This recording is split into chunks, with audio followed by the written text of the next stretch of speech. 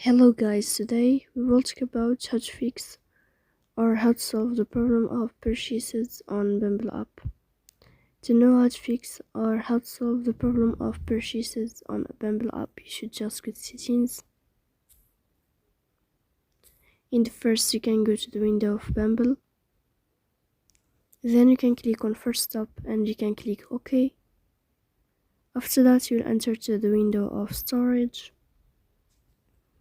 Here you can click clear cache. Don't click clear data because that can cause you errors or can delete your account. In the end, you can turn off your phone and you can wait a moment to turn on your phone again to fix that problem. So please don't forget to support us by like and subscribe. See you next time in another video, and thank you for your attention and your watching.